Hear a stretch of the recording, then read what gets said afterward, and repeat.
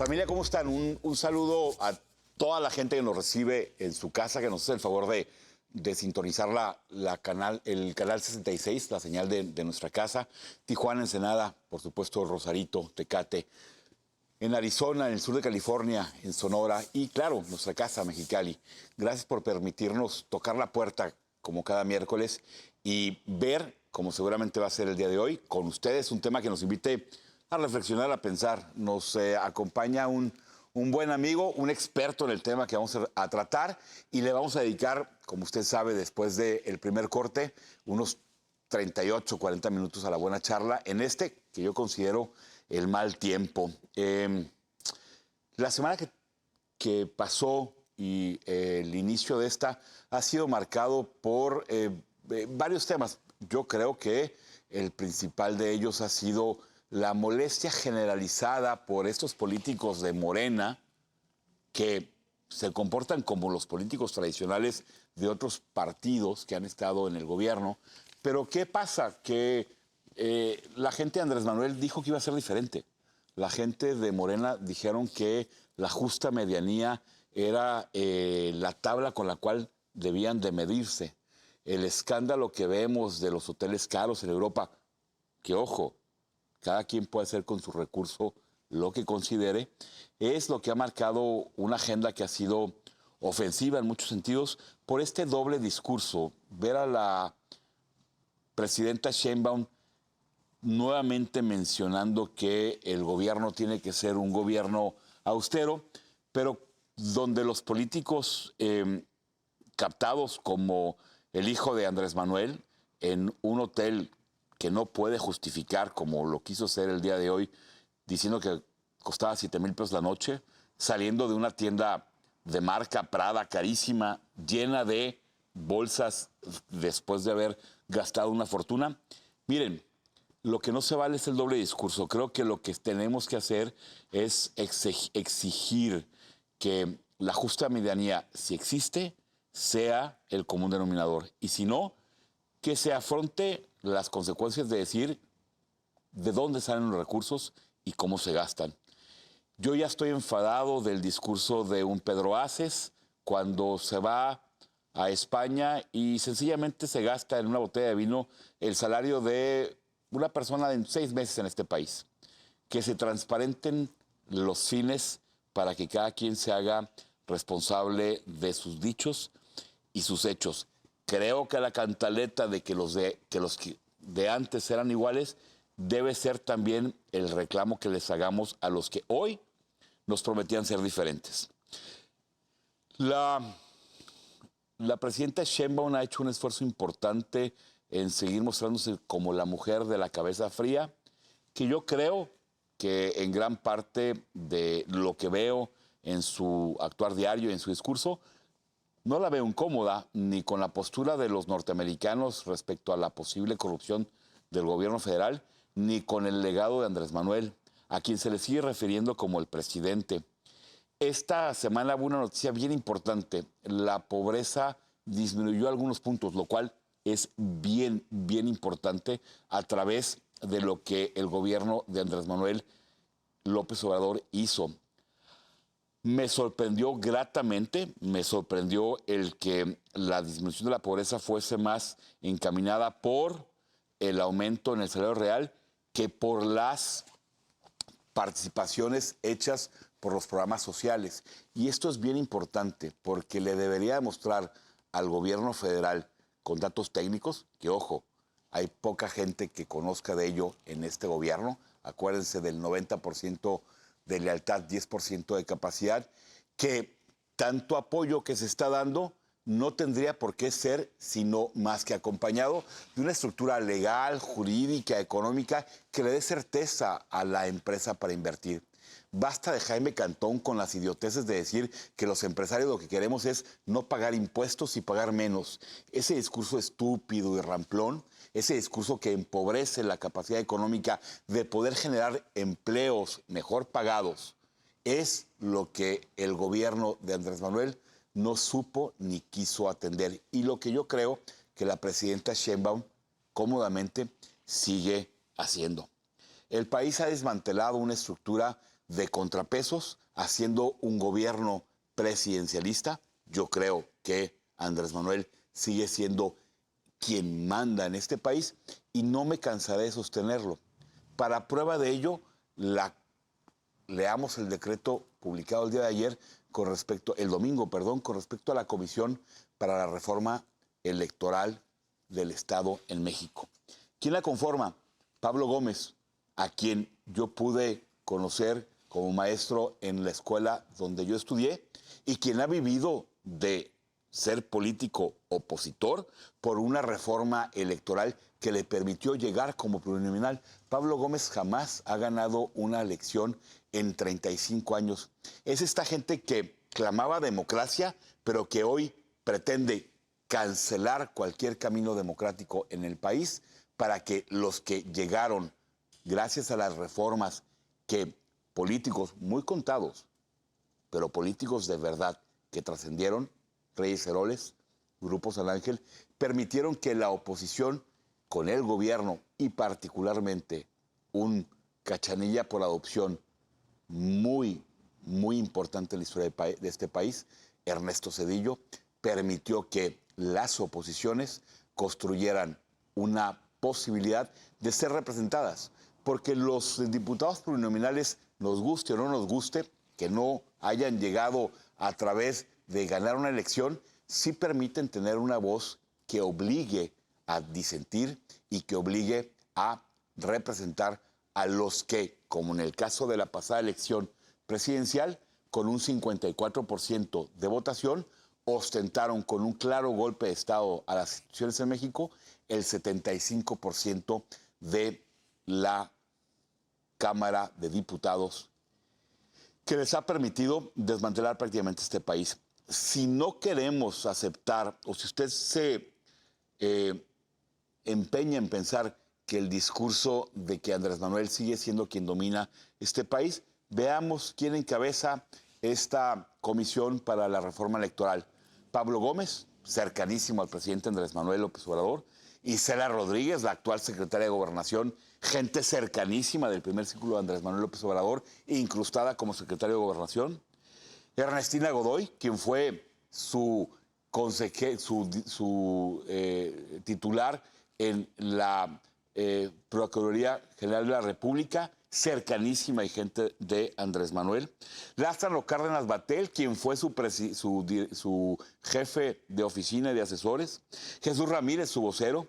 Y Arturo Saldívar, ese ministro de la Suprema Corte, lamebotas, que se entregó en cuerpo y en alma al gobierno anterior, traicionando la confianza de la Suprema Corte de Justicia. Andrés Manuel sigue siendo quien, por un lado, permitió que la pobreza disminuyera con algo que debemos de aceptar y buscar seguir promoviendo, pero por otro lado, sigue siendo el hombre que gana en este país, el que manda y quien está marcando la agenda de gobierno.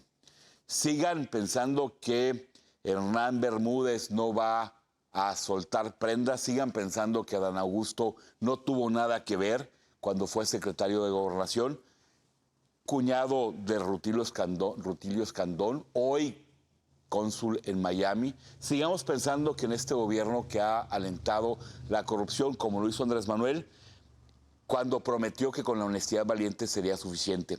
Y miren, el tema del día de hoy tiene que ver con esta posibilidad, la de un gobierno que realmente haga lo que tenga que hacer para que lo más sensible que tenemos, nuestros niños, nuestras niñas, nuestros jóvenes, tengan la posibilidad de un sano desarrollo y seguir creciendo como buenos mexicanos.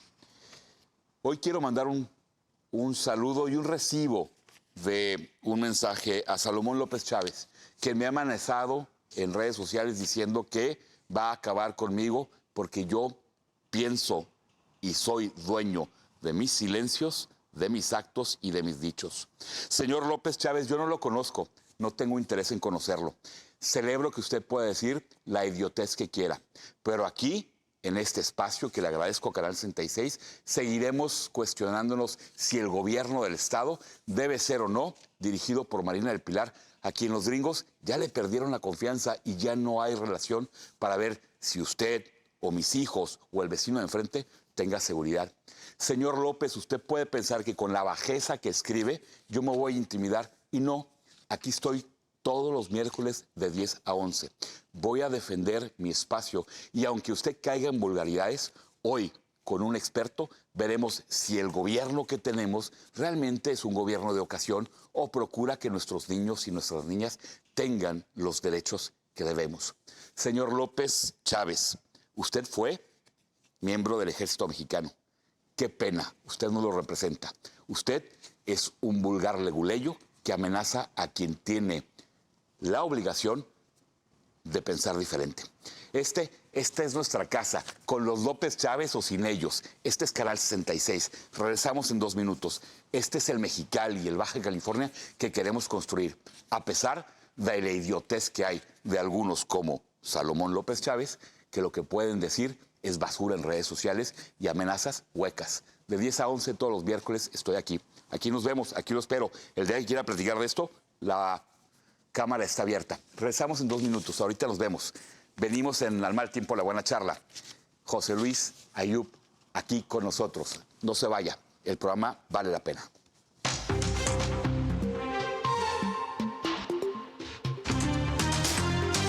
En el sello editorial INE tenemos obras para niñas, niños, aunque nuestras ideas y opiniones sean distintas. para adolescentes y jóvenes. El país tiene uno de los mayores retos. También sobre temas de interés general, La participación ciudadana en la democracia. así como publicaciones especializadas. La democracia va mucho más allá de las elecciones. La cultura democrática es para toda la ciudadanía. Conoce las colecciones y descárgalas en INE.mx. INE.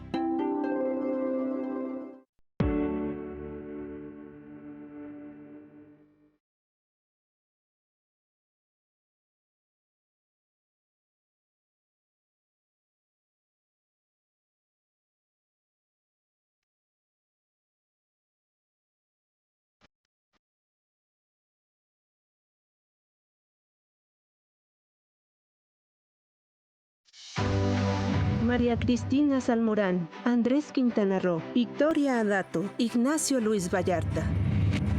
A lo largo de 200 años, mujeres y hombres ilustres han dado forma a la Corte, para que toda persona que se queje con justicia tenga un tribunal que le escuche, que le ampare y que le proteja contra el fuerte y el arbitrario.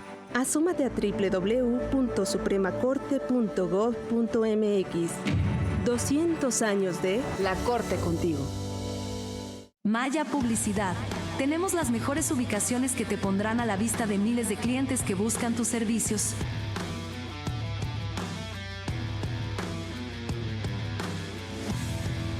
La publicidad digital ayuda a incrementar tus ventas.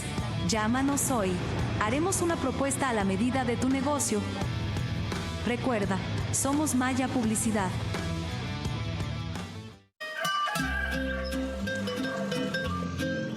Muy pronto tocarán a tu puerta. Ya empezamos las visitas de Enfrentamos Salud casa por casa para personas con discapacidad y adultas mayores. Si ya respondiste el censo, muy pronto llegará el personal médico a visitarte. Ábrele la puerta. En México la salud es un derecho, no un privilegio. Gobierno de todas y todos los mexicanos. Gobierno de México. Doctora Martina González, especialista en medicina regenerativa. Te esperamos en Reforma número 980, local 5, segunda sección. O en Raye Novena número 1801, local 12, Colonia Calles, en Plaza del Bosque.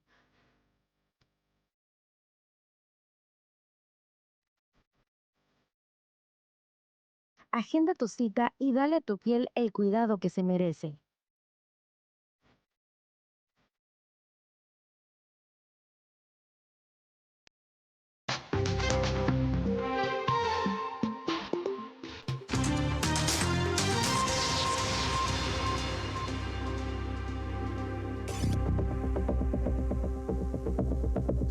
Muchas gracias por todos los WhatsApps que están llegando, gracias por las muestras de cariño. Nos encontramos en el foro de Canal 66, 554-4466, 554-7766 y el WhatsApp que está a la disposición de ustedes hoy y permanentemente, 569-5200. José Luis, ¿Cómo estás, mi amigo? Qué bueno, un gustazo. qué ganas. Había visto tu programa varias veces y ya decía yo, levantaba la manita. Nah, hombre, José Luis, ojalá que sea el primero de muchos. José Luis Ayub Pérez es un mexicalense bragado para adelante. Gracias. Doctor en admisión pública por la Universidad Autónoma de Madrid. Defensor y promotor de algunos temas bien particulares, particularmente derechos humanos, pero en especial los derechos de nuestros niños, de nuestras niñas, de nuestros adolescentes. Él, aparte de su práctica privada, tiene también temas de espacios públicos, generando cursos, generando promoción de estos temas. A él lo conocí hace poco, hace un par de años, cuando empezamos a hablar de las opciones políticas que los ciudadanos debíamos de estar impulsando. Y aparte él es un gran comunicador, yo tengo mucho que aprenderle. Él tiene ya una experiencia como columnista nacional en Heraldo Media Group, tiene un podcast también que es bien importante. Y sobre todo, el día de hoy vamos a tratar el tema que ya comenté, los derechos de nuestros niños, de nuestras niñas y de los adolescentes, de los cuales tal vez José Luis es el experto más grande que tenemos en el Estado. Bienvenido. Muchas gracias por la presentación. Efectivamente, hemos estado trabajando ya, y digo hemos porque somos un grupo de amigas y amigos que nos unimos hace muchos años para trabajar en favor de los derechos de niñas, niños y adolescentes.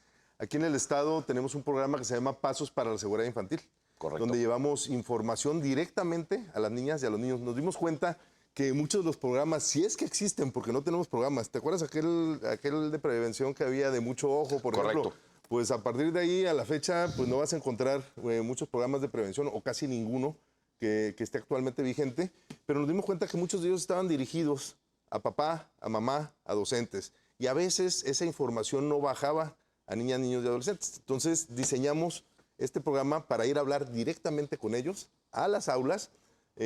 Generalmente estamos yendo a primaria y hablamos temas de prevención, detección y denuncia del abuso sexual infantil. No hablamos con ellos temas sexuales, ¿no?, por las edades, pero sí hablamos temas sobre decisiones, cómo te sientes cuando tomas una decisión, y terriblemente en la mayoría de los casos, siempre vas a detectar alguna situación que en esa escuela pública o privada está sucediendo con algún niño o con alguna niña. Déjenme abrir con una, y no voy a estar interrumpiendo por la cotidianidad que tenemos y por la dinámica del programa. Hay una anécdota muy famosa de Ruiz Cortines cuando recibe una visita presidencial de François Mitterrand, donde van dirigiéndose ambos en un traslado, y Ruiz Cortines le dice a François Mitterrand, presidente de Francia después de la guerra, de la Segunda Guerra, le dice: señor presidente, en México damos de desayunar en nuestras escuelas a 800,000 niños. Le estoy inventando el número, ¿no? Y Mitterrand le contesta: señor presidente, en Francia todos nuestros niños van desayunados a la escuela. ¿Cuál es la visión? ¿La visión de ser garantistas o la visión de generar las condiciones para que nuestros niños no tuviesen que llevar un desayuno o ser tratados de esta manera? ¿Por qué hago la anécdota, José Luis? Yo creo que en el papel nuestro gobierno es un gobierno garantista. La Constitución garantiza muchísimos derechos. Los niños y las niñas tienen derechos muy claros. Derecho a una educación, derecho a la salud, derecho a una formación integral, derechos a no ser violentados, derechos a un sano esparcimiento. El Estado mexicano hoy en día, y luego te pregunto, ¿nuestro Estado, Baja California, realmente garantiza el cumplimiento de estos derechos o seguimos siendo el sueño guajiro solamente en la letra muerta de la ley? Mira, tenemos todas estas garantías en las leyes, en papel, lo tenemos en la Constitución. En 2014, hace 10, 11 años, se promulgó la Ley General por los Derechos de Niñas, Niños y Adolescentes. Un año después, la Ley Estatal de los Derechos de los Niños, Niñas y Adolescentes. Y ahí están. ¿En la ley? Ahí están en la ley.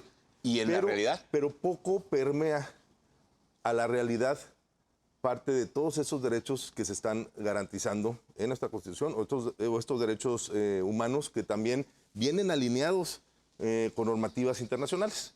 Entonces, todavía hace falta mucho trabajo para que esto se pueda convertir en realidad. Y como bien lo señalas, mira, yo estudié un tiempo en España, y en España hay una beca que le dan a los alumnos de licenciatura. Vas, la solicitas y te dan una beca para que vayas a estudiar fuera 1 año, 2 años, la solicitas. no tienes que hacer todo un proceso de selección, sino cualquier persona que vaya y solicite la beca tiene acceso a ese derecho, ¿no? No sucede en México, no sucede con la alimentación, no sucede con la educación, no sucede en los casos específicos de los que estamos hablando. Cuando violentas a un niño, cuando violentas a una niña, también tienen que pasar todo un viacrucis. Entonces, ¿existen los derechos? Sí, los tenemos, pero difícilmente podemos decir que se están llevando al 100% a la realidad. En tu opinión, José Luis, hablando de Baja California, y en tu experiencia, no solamente tu opinión, en tu experiencia, ¿cuál consideras que es el derecho más violentado de nuestros niños y niñas jóvenes en nuestro estado? Mira, si lo vemos en términos generales, lo vemos de manera de noticias, redes sociales, lo que estamos viendo en las noticias todos los días, yo te diría que el abuso infantil, en todas sus modalidades. Pero voy a hacer un paréntesis. El abuso infantil en todas sus modalidades, psicológica, física, sexual. Es importante, no solamente lo sexual, en todas las modalidades. En todas las modalidades. Pero si ya nos vamos al Estado y nos vamos a los números específicos, ¿por qué te decía del abuso sexual infantil? Porque además es un delito que está en la oscuridad, es un delito que hemos llevado a los niños y a las niñas a que no lo digan, a que no lo comenten, a tenerlo de una manera guardada. Generalmente, de acuerdo con las estadísticas, 7 de cada 10 casos sucede en el entorno cercano del niño, en el entorno familiar, papá, qué grave, ¿no? Tíos, abuelos. De cada 1000 casos que suceden, 100 se denuncian, 10 van ante el juez y 1 únicamente recibe una sentencia condenatoria. Entonces, no estamos llevando... los datos no son tan visibles porque no estamos haciendo la denuncia. Pero ahora, si nos bajamos a lo que me preguntabas, al tema de estatal, y vemos los números, en Baja California tenemos 1.2 millones de niños y el principal derecho que se está vulnerando es el derecho a la alimentación. El 30% de estos niños se encuentran en pobreza. Lo comentabas en tu editorial anteriormente, la parte tan importante que es el tema de salir de la pobreza.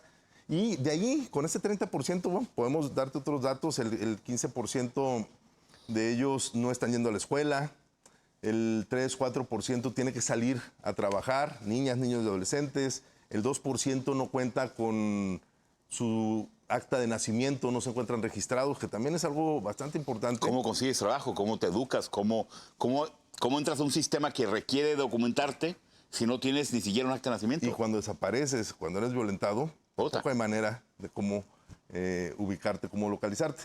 Estos son los datos reales. Ahora, si nos vamos a esta pirámide, que seguramente la has escuchado, la pirámide de Maslow, ¿no? Donde tenemos las necesidades básicas aquí abajo, y seguimos platicando hoy en este programa de cuáles podrían ser los derechos violentados. Si partimos que un 30% de niñas, niños y adolescentes en Baja California se encuentran en pobreza, pues de ahí parte toda la demás problemática y ese principal derecho que estamos vulnerándoles. José Luis, no conozco el tema, tú lo conoces. ¿La pobreza es un factor que marca el violentar los derechos de los niños? Es decir, gente con precariedad económica hay en todo el mundo. Eso no debería de ser una condición para que un padre o una madre o un padrastro o un tutor o un familiar te violente sexualmente o físicamente, ¿no? Baja California tiene una condición de pobreza muy inferior al resto del país. Yo he llegado a afirmar, en Baja California, en Mexicali particularmente, hay precariedad económica, no hay una pobreza que lacere, sí hay indicadores que nos marcan que hay subalimentación. El Estado difícilmente tendría las condiciones económicas para hacerse cargo de que un niño tenga 3 comidas al día. Me llama mucho la atención el estado de indefensión que tenemos en nuestro estado, donde una mujer violentada no tiene los elementos jurídicos necesarios ni el Estado que la defienda para poder ser movida, más allá de lo que nos diga ahorita el DIF, y nos puede hablar la directora del DIF estatal y decir que hay 2 o 3 centros. Baja California es el segundo estado con más rezago de todo el país en la integración de expedientes que tengan que ver con una causa penal, solo después de Oaxaca. Si usted es una mujer violentada por su pareja o por alguien y va a quejarse ante la autoridad, difícilmente va a ser escuchada. ¿No sería más fácil ir reconstruyendo algunos derechos de algunos adultos que permeen en que un niño pueda tener una protección del Estado? Sí, completamente. A ver, ahorita que lo que hablabas de género, también es importante señalar que continuamos con la alerta de género en el Estado, ¿no? Aquella que aplaudieron. Platícanos, ¿en qué consiste? Porque mucha gente seguramente no la conoce. Hay una alerta que fue en la época de Bonilla. Cuando surge la alerta, me acuerdo que la festeja el gobierno como si fuera algo positivo, pero es un mecanismo que activa el gobierno federal cuando detecta que en un estado están siendo violentados de manera sistemática los derechos de las mujeres. No nada más los derechos, están siendo asesinadas. Bueno, Bonilla se vanagloreaba del doctorcito del amor, su secretario de salud, que tenía 10 o 12 denuncias de sus colaboradoras. Bonilla fue un patán en todo el sentido. Completamente. Entonces, es importante que al día de hoy continuamos con esa alerta de género. Se hacen mesas, pero seguimos sin avanzar, ¿no? No para eliminar esa alerta, sino para suspenderla. Pues se tiene que suspender cuando se hayan cumplido las recomendaciones que se hicieron, resarcir los daños que se tienen que resarcir, que también se hicieron en el momento de activar la alerta, pero continuamos con esa alerta vigente. ¿Qué hacer, José Luis? O sea, tú que provienes no de un cargo público, que eres una persona pública porque estás buscando inferir en políticas públicas que puedan tener algo, y seguramente ya llegaremos a conclusiones en su momento, pero ¿qué hacer? O sea, ¿cómo impulsar una agenda que realmente deje de ser letra muerta en el Congreso, que deje de hacer que la gobernadora haga corazoncitos y se tome fotos con niños y niñas y nos digan que somos un gobierno cercano a nuestros niños? ¿Qué hacer realmente en las escuelas? ¿Qué hacer para garantizar a nuestros niños una mejor situación de poder tener realmente el derecho a no ser violentado y a tener una educación de calidad? Mira, lo comentabas, yo, entre otros aspectos, lo comentabas hace un momento, la importancia de la salud mental. La importancia de la salud mental en adultos, en niños, que lo podamos transmitir. No la vi venir, ¿eh? Qué interesante. No, a nuestros niños, es que es cierto, muchos de los adultos están rotos y nadie ha querido resolver esa parte y no se cierra el círculo. Mejores adultos tendrían que tener mejores condiciones para mejores niños. Para mejores niños. Eso es bien importante y no lo estamos viendo. Una. Dos, me parece que muchos de los gobiernos no toman en serio, sí como un discurso, pero no se toma en serio la importancia de niñas, niños y adolescentes, como son el presente y el futuro de este país. Si trabajamos con los niños y les damos las condiciones adecuadas el día de hoy, vamos a poder transformar lo que estamos hablando aquí en el programa de Al Mal Tiempo, vamos a poder transformar ese mal tiempo en un buen tiempo. Pero si únicamente nos enfocamos en políticas públicas para aquellas personas que sí votan, por ejemplo, y no los que no votan, entonces vamos a seguir teniendo esta problemática. Es importante que sí nos centremos en niñas y niños, que sí nos centremos en el tema de la educación, que estamos retrocediendo, que sí nos centremos en el tema de la alimentación, que sí estamos retrocediendo, en la posibilidad de que no sean violentados y de que haya canales también de procuración de justicia y de impartición de justicia adecuados para que cuando exista una problemática, el perpetrador, el malhechor, sepa que va a ir a la cárcel. Pero al día de hoy saben o que no se le va a denunciar o que si se le va a denunciar no se le va a perseguir, y si por alguna circunstancia se le llega a perseguir, no va a suceder nada. Hemos visto desde las esferas más importantes del gobierno cómo se normaliza la situación, ¿no?, de violencia en contra de la mujer, cómo se normaliza la situación de violencia en contra de los niños y de las niñas. Hubo algún momento donde salieron unas noticias, por ejemplo, hace algunos años, de matrimonios infantiles y que el mismo gobierno justificaba. Pues López Obrador decía que eran usos y costumbres. En función de los usos y costumbres, ¿no? Yo en ese momento escribí un artículo hablando en específico de esto de los usos y costumbres. La Suprema Corte ya ha establecido que sí, se respetan los usos y costumbres de los pueblos originarios, siempre y cuando no vayan en contra de los derechos fundamentales del ser humano, y en este caso de niñas, niños y adolescentes. Yo me fui a estudiar a la Ciudad de México en el 88, ya nos hicimos viejos, y tuve amigos que venían de diferentes partes del país. Uno de ellos me platicaba del derecho de pernada. El derecho de pernada en este país o en algunos otros de América Latina, era el derecho que tenía el patrón, el hacendado, de cada cumpleaños tener relaciones con una jovencita, una mujer virgen. Y eso era una costumbre muy extendida, creo que lo sigue siendo en el resto del país. Lo has dicho muy bien, los usos de costumbres son una aberración mientras causen un daño por más usos y costumbres que sean. Hay una profesora que admiro mucho, la directora Chuyita, de la secundaria 15 en Valles del Puebla. Ella, detectando las necesidades de acompañamiento de su secundaria, ha puesto una escuela los sábados para que sus alumnos puedan tener clases de ajedrez, de inglés, de matemáticas. Y lo que nos platicaba Chuyita es que la cantidad de alumnas, de mujeres violentadas sexualmente en sus casas es muy cercana a lo que tú comentabas de ese 6 de cada 10, ¿no? Imaginemos la formación en un hogar donde el Estado no puede más que en las letras seguir con un discurso de garantizar que todo está bien cuando la realidad en nuestras casas es muy ajena. Chuyita, a quien Guillermo Rivera tuvo que ayudar jurídicamente, estaba suspendida de sus derechos laborales por querer llevar este tema al sistema estatal educativo. De hecho, Guillermo tramitó un amparo porque en esa secundaria había muchos niños que tenían algún grado desde un aspecto autista hasta déficit de atención y las escuelas no están preparadas con profesionales de la salud, con psicólogos, para poder atender un niño que tiene un problema de autismo, por ejemplo, ¿no? Es este doble discurso, pero por otro lado, también la crítica, José Luis, tendrá que llegar a nosotros los padres. ¿Por qué los padres permitimos esto? Es que ¿Por qué crees que lo permitimos? Esa es parte de la problemática y es parte de lo que estamos llevando, lo que trato y lo que procuramos hacer en estos programas, lo que procuramos hacer con los artículos que publicamos señalados ahorita en el Heraldo de México y también en algunos otros en los que estamos, es generar esa sensibilización y esa conciencia de que parte del problema somos nosotros y que parte de la solución nos tenemos que ocupar todas y todos. Mira, te voy a contar una anécdota rapidito.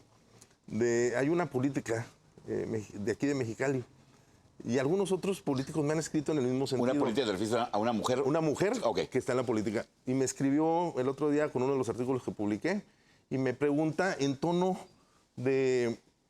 A ver, ya me dirás. Me dice, oye, hola, ¿qué tal? Me da mucho gusto leerte, pero tengo una duda.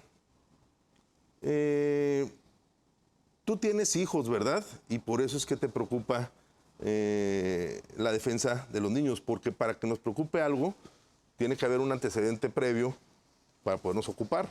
No necesariamente, por supuesto, claro, qué tontería. Claro que no, pero muchas personas... O sea, si no eres médico no te preocupa la salud. Ajá. Si no eres maestro no te preocupa la calidad educativa. Bueno, retrata... Eso en términos de lo que tenemos que cambiar esa mentalidad de si esto tiene que ver con un tema político. No tiene que ver con un tema político, tiene que ver con un tema presupuestal. No, recursos hay. Lo que pasa es que los estamos usando para otras cosas. Claro. Los estamos utilizando para lo que importa. Se pueden hacer ajustes, pero no está llegando el dinero a donde tiene que llegar. Estamos, muchos de los ministerios, muchas de las secretarías, estamos trabajando en función de ocurrencias y no de estrategias. No hay una estrategia delineada de qué vamos a hacer en el tema de los niños, qué vamos a hacer en el tema de la seguridad, qué vamos a hacer en el tema de la educación. Y pues vamos dando palos, vamos gastando dinero y no está llegando el recurso a donde tiene que llegar. Yo no sé cuántos personas en casa nos hemos familiarizado con ese tema. José Luis es un experto que nos está invitando a que reflexionemos, porque finalmente o somos tíos, o somos padres, o somos ciudadanos, o somos abuelos, o somos gente que está procurando que el derecho más importante a tener niños y niñas que se conviertan en jóvenes para poder ser ciudadanos exitosos, lo tiene que garantizar el Estado, ya que el Estado ha dicho que lo va a hacer. Yo les quiero agradecer, lo voy a hacer personalmente, a cada uno de los comentarios que he estado recibiendo al WhatsApp 569-5200. La mayoría de ellos, María Elena, Moisés, Víctor Ortiz, Silvia, Luis, solidarizándonos con el tema que comenté de la amenaza, pero vaya, no le vamos a dar mayor importancia, felicitando al invitado. Gracias. Al contrario, José Luis, es un tema bien interesante. Y miren, Regresamos en 2 minutos. Vamos a tomar la parte final del programa y luego conclusiones. Este es el mal tiempo, la buena charla. Como usted ve, la charla está a pedir de boca. En 2 minutos. No se vaya. Continuamos.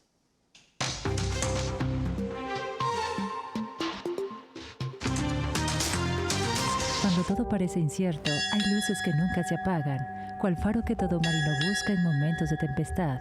Así nos guían también nuestros valores, honor, deber, lealtad y patriotismo. Y en cada gesto, la confianza de la sociedad nos fortalece, porque servir a la nación es nuestra ruta y los valores que unen a México, nuestro faro. Secretaría de Marina Armada de México, en el mar, en el aire, en la tierra y en el corazón del pueblo. Gobierno de México. Doctora Martina González, especialista en medicina regenerativa. Te esperamos en Reforma número 980, local 5, segunda sección. O en Raye Novena número 1801, local 12, Colonia Calles, en Plaza del Bosque.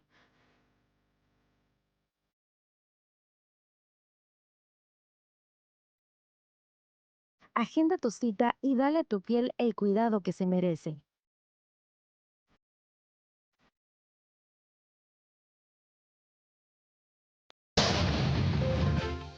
Un tractocamión se impactó contra las instalaciones de la empresa Agrovisión. Está ubicado sobre la carretera Mexicali a San Luis, quedando lesionados el chofer y el copiloto de la unidad. El tráiler venía con dirección a San Luis, Río Colorado, cuando al llegar al kilómetro 24, por motivos que se desconoce, perdió el control de este vehículo, chocó con el inmueble, quedando lesionado, y el compañero que viajaba con él quedó además prensado en el área del camarote, ya que antes del accidente estaba descansando. Bomberos y paramédicos de Cruz Roja Mexicali, así como Brigadas del Sol, acudieron para atender ese percance. Maniobraron por varios minutos hasta que pudieron extraer a la persona prensada. La Guardia Nacional se hizo cargo de los peritajes y ambos ocupantes del tráiler fueron llevados a la Clínica 30 del Seguro Social.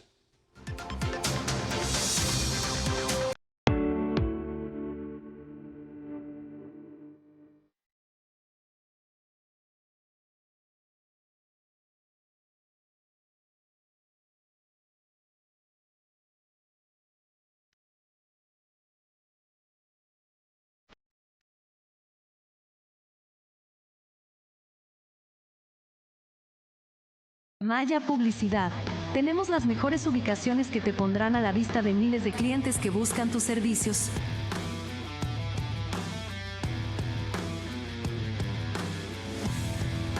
La publicidad digital ayuda a incrementar tus ventas. Llámanos hoy. Haremos una propuesta a la medida de tu negocio. Recuerda, somos Maya Publicidad.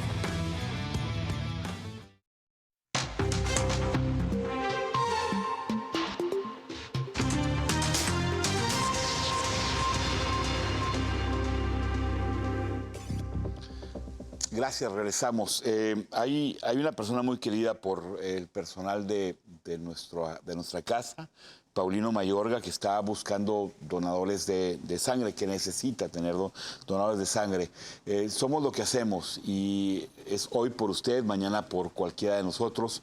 Ahí está la información. Si en la posibilidad de cada uno de nosotros está el poder donar este espacio vital que es la sangre en el beneficio de Paulino Mayorga, cualquiera puede ocuparlo.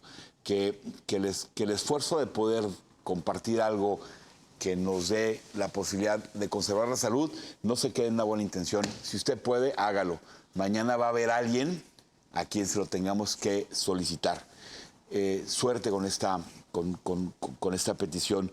Continuamos, 554-4466, 569-5200. Muchísimas gracias. José Luis, ¿qué hacer para que nuestro gobierno federal y estatal pase a tomar cartas en el asunto? Voy a decir algo que no debería. Caoba, Casa Hogar para Varones, fue una propuesta de Macristi Ramos de Hermosillo. No la vio en vida, ella murió muy pronto. Y Caoba se encargó de que, creo que son ya más de 1,500 niños. Sí, he tenido contacto con ellos. En este tiempo tengan educación, tengan seguridad, tengan alimentación. Hace algunos meses, hace 2 años, Víctor Hermosillo manejaba afuera de Calzada Cetis y se encontró a la alcaldesa haciendo un operativo, boletinando algún programa fuera del DIF municipal. Víctor se baja y le dice, alcaldesa, tengo espacio para 100 niños en Caoba, necesito que nos ayuden a mandarlos. Y la respuesta de la alcaldesa fue, ese no es tema nuestro. Carajo, ese no es tema nuestro. ¿Qué hacer? Ese no es tema nuestro, pero no es, esa es una respuesta... ¿Cómo no va a ser tema nuestro? No nada más del gobierno, también es una respuesta de muchas de las y los ciudadanos. Yo creo que tenemos que empezar a generar una vez más comunidad.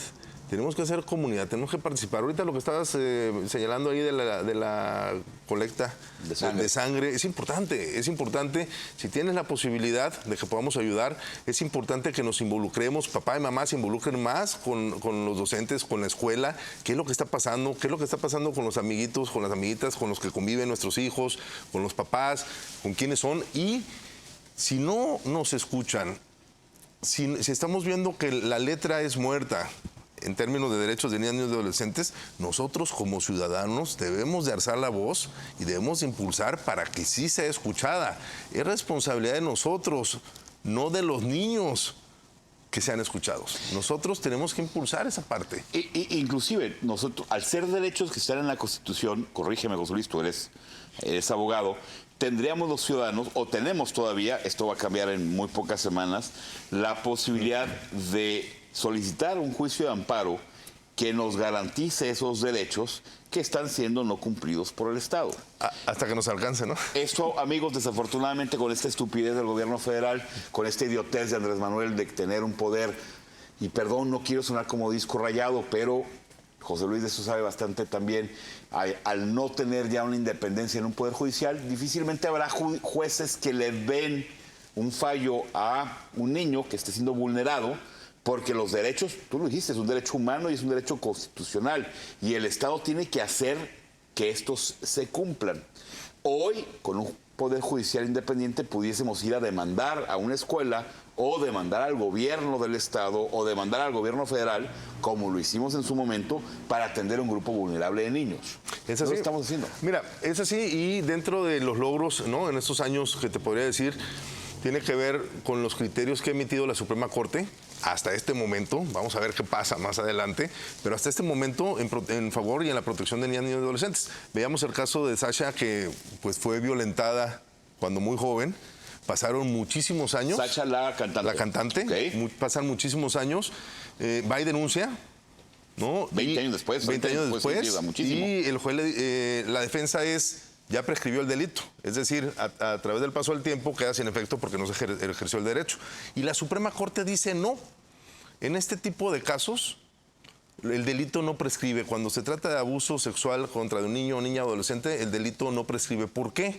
Porque cuando sucedió, se requería de tiempo para que la víctima pudiera procesar lo que le sucedió, pudiera identificarse como víctima y pudiera tener ese valor para poder expresarlo e ir a denunciar. Y muchas veces ese proceso puede ser suficientemente largo.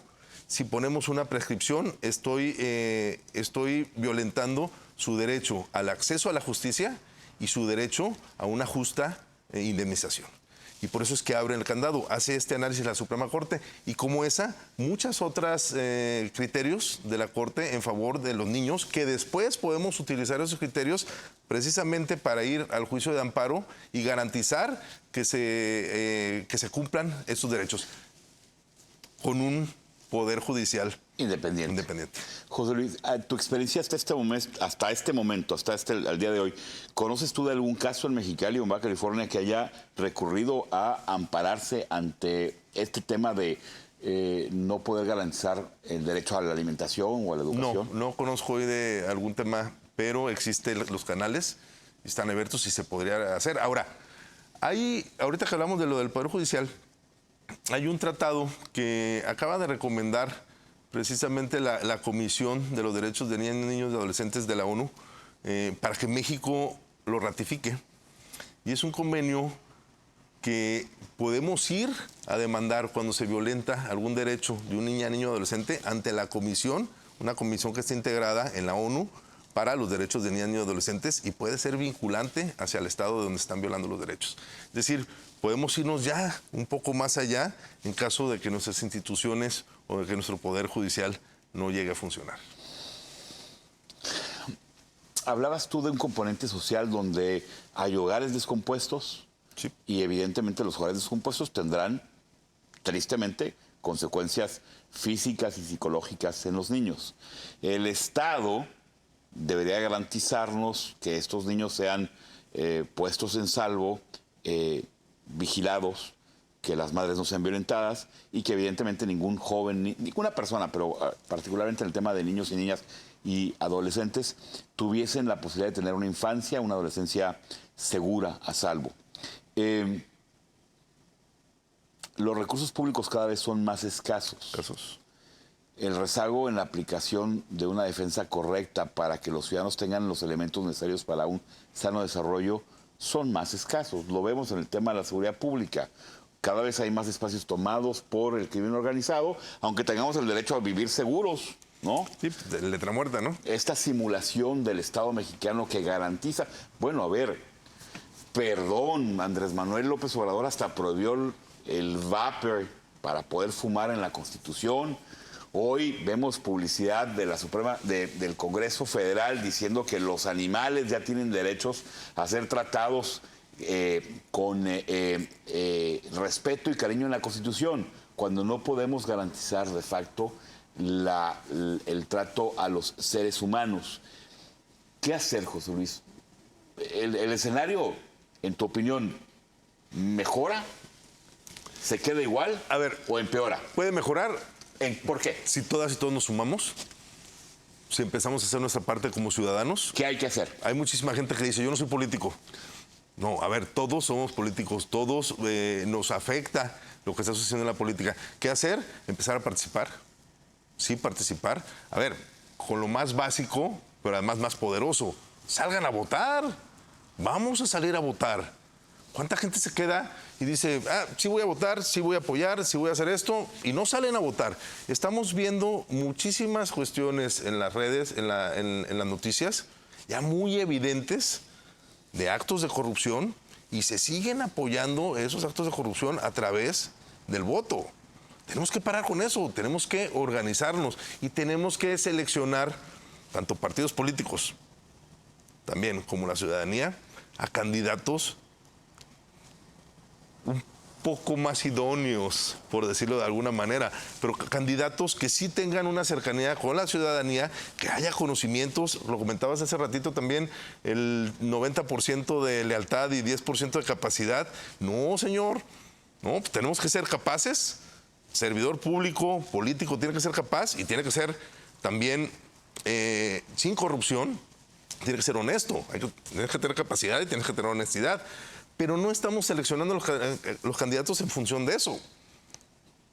Se seleccionan en función de arreglos o de otro tipo de situaciones que se generan, pero necesitamos candidatos adecuados y que la gente sí participe.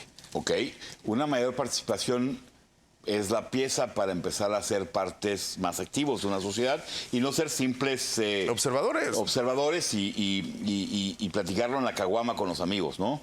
Todos son los corruptos, pero cuando me para un policía soy el primero en ofrecerle, estoy hablando en sentido figurado, no lo estoy haciendo yo, pero es la queja permanente. ¿Qué más hacer, José Luis? O sea, a ver, tú te dedicas a otras cosas, pero has hecho de esto una causa de vida, ¿no? En Mexicali ya ni el DARE funciona bien. La alcaldesa, y no es hablar mal de la alcaldesa, me ganó la elección, yo no tengo nada contra la alcaldesa, pero hasta el DARE le dieron en la madre, por favor, hasta el DARE destituyeron. Porque hubo intervención política en el tema. Cuando era un programa... ¿Dónde está el beneficio de las infancias donde, bueno, porque era un programa que funcionaba. El DARE fue ejemplo en Mexicali. Era un programa que funcionaba. Los gobiernos neoliberales. Señores, había un patronato que iba a juntar $1 millón de empresas para que el DARE tuviese viabilidad. Y lo que hoy tenemos son gobernantes que no tienen la posibilidad de hacer clic más allá del compadrazgo económico y hasta el darle le dieron la madre. Lo que era un ejemplo. Pero como ese en muchos otros programas. En los que ya, con los que ya no participar y salir a votar, evidentemente eso sería fundamental, no solamente para los derechos de los niños, en general. ¿Habría la posibilidad de que pudiésemos nosotros llevar una línea, hacer algún esfuerzo para si alguien está siendo violentado, pudiésemos dar la asesoría jurídica y llevarlos tal vez a un trámite de un amparo? O sea, ¿cómo, y no quiero comprometerte ahorita, cómo podemos hacer que el peso de lo que nuestros diputados dicen jurar y hacer cumplir no quede en letra muerta? Molina violentó, perdón, aunque me demande mañana, pues creo que Molina hasta violentó a su exesposa, ¿no? O sea, bueno, eso se señala, ¿no? A ver, pues eso es información pública. Sí, claro. Digo, él sabe lo que yo pienso de él y yo sé lo que él piensa de mí, pero el video de la señora diciendo que la había violentado, pues no. Diputados que tienen ahí a 2, 3 mujeres en el Congreso. En la nómina. A ver, el buen juez por su casa empieza, ¿no? Es que esa es parte de la solución. Catón diciendo que los empresarios lo que queremos es no pagar impuestos, cuando lo que queremos es que los señores hagan su chamba, ¿no? Eso es parte de la solución, mi querido Francisco. Que ¿Señalar? Nosotros, no, digo, además, pero parte de la solución es que nos hagamos responsables de todo este tipo de situaciones. A ver, somos responsables de lo que está sucediendo en nuestra casa, somos responsables de nuestra salud mental, de lo que estamos platicando, somos responsables de estar vigilantes de nuestras niñas y de nuestros niños, somos responsables de cuidarlos. Cuando perdemos esa responsabilidad, cuando consideramos que el niño o la niña todavía no tiene la capacidad de comprender que no tiene derechos porque es un niño, vamos a tener problemas y ahí es donde estamos perdiendo la batalla. Somos una sociedad miserable que violenta... A ver, José Luis, al pan pan y al vino vino. O sea, el gobierno tiene que hacer su parte, pero evidentemente quien tampoco lo está haciendo es la sociedad. O sea, el padre irresponsable que golpea, la madre irresponsable que se deja violentar, por condiciones muy complicadas. No estoy haciendo un juicio de valor. Francisco, mi hijo, juega fútbol todos los domingos. Yo soy un papá que todavía va los domingos a verlo jugar. Y encuentro 2 comunes denominadores. Ausentismo. Los campos deportivos hechos pedazos. No hay un pinche baño que funcione. Ya no que funcione. Y es lo que estamos enseñando a nuestra gente. Y lo otro, padres de familia que desde las 10 de la mañana están pisteando en el campo y eso le están enseñando a los hijos. Somos lo que hacemos en gobierno y en sociedad. Tendrá que haber también una crítica a los padres de familia, ¿no? No usaría el término de miserables, que seamos una sociedad miserable. Hay parte positiva, pero mucho del tema del que yo estoy tratando y por lo que tenemos el programa es eso, porque tenemos que empezar desde la casa. Sí existe la problemática en el tema de gobierno, sin duda, no están llegando los recursos, no hay importancia de estos temas y en muchos de los casos... No hay un estado coercitivo que castigue al padre golpeador, que es un miserable. No, a ver, la Ley General para los Derechos de Niños y Adolescentes hace un par de años estableció la prohibición de los golpes, de las humillaciones a las niñas, niños y adolescentes, pero no tiene una sanción. No hay una sanción. En caso de que pasara algo y fuera una lesión importante... Y diferenciemos, amigo. A José Luis de Minos con la chancla voladora. O sea, diferenciemos. Sí, pero tú vas a hablar de violencia y de hostigamiento. Sí. No de corrección. No de corrección. A ver, he tenido mucha dificultad porque en los últimos meses he estado hablando mucho de ese tema, de no violentar a los niños sobre el pretexto de la educación. Te voy a educar a golpe y hacer una reflexión. Yo decía, a ver, ahorita que tú y yo estamos discutiendo un tema, Francisco, y de repente tú me dices algo que no estoy de acuerdo, no voy a agarrar y te voy a dar una cachetada. Espero que no. No. No te vuelvo a invitar. Pero ¿por qué lo hacemos con un niño? ¿Por qué lo hacemos con un niño? No, a ver, perdón, por supuesto. Sí. Te mandan muchas felicitaciones. Muchas gracias. Voy a comentar mañana, 4 o 5 de la mañana, tendré que darle respuesta. Muchas felicitaciones. De verdad es un tema que inclusive nos dicen que es un tema diferente. Te reconocen en varios de los mensajes de WhatsApp que nos están llegando. Es la pura verdad lo que manifiesta. Francisco, pues, señor Oliva, muchísimas gracias. Vamos preparando el cierre. Nos quedan 5 minutos, José Luis. ¿Qué hacer? O sea, pero de verdad, ¿qué poder hacer? Hay un gobierno, hay leyes que no tienen un castigo por no ser cumplidas. Este es el caso, o sea, un niño que está garantizado en su educación o a no ser violentado y que cuando la madre denuncia, pues no hay. Un Estado que te dice que va a haber educación de calidad cuando lo que vemos hoy es un retroceso en la calidad. Un sindicato de maestros que también pide condiciones que finalmente terminan sangrando el presupuesto para no tener calidad. Un gobierno federal que quita la evaluación y que va en contra de la reforma educativa. La reforma educativa de Peña Nieto, a quien no pienso defender, pero que fue una reforma muy interesante, no era una reforma laboral. Si José Luis daba clases a un grupo de segundo, tercer, cuarto año, primaria y secundaria, y no pasaba un examen, se le mandaba a un curso de 6 meses y luego volvía a presentar el examen. Si en la segunda ocasión no pasaba ese examen, tenía una tercera. Si en la tercera no lo pasaba, imagínense que un maestro no pueda pasar un examen para dar cursos de segundo de primaria. Entonces se le mandaba condicionado temas administrativos. Andrés Manuel quitó este tema bajo el tema de que era una reforma neoliberal. Si no tenemos educación de calidad, estamos condenando a nuestros niños a tener salarios de miseria, a no tener más que la opción de o ser corrompidos o ser corruptores. ¿Qué decirle a los padres? A ver, ¿qué decirle, José Luis, en estos próximos 3 minutos? ¿Qué le dirías tú a los padres de familia y qué le dirías al gobierno? Mira, en el gobierno... La cámara te escucha, ¿eh? En el gobierno hay un programa especial que surgió en 2022, que es la Cruzada por los Derechos de las Niñas, Niños y Adolescentes, de parte del gobierno estatal. Aquí, con Marina del Pilar. Con Marina del Pilar. Será importante que a partir del 2022... para acá, ya no sabemos nada de ese programa. ¿Qué pasó con ese programa? ¿Cuáles fueron las líneas de acción que se llevaron? ¿Cuáles fueron los resultados? Y que a partir de ahí se pudieran establecer o restablecer estas políticas públicas. Yo creo que ese es un punto importante y lo tomo como la cruzada, como ese programa. ¿Por qué? Porque es un punto de partida. Se recogieron ahí datos, una radiografía de cómo estábamos en todos esos temas que estamos platicando, en violencia en contra de los niños, en pobreza, en educación. Pues ya hay una radiografía plasmada en este documento. Vamos a ver qué pasó con ese documento.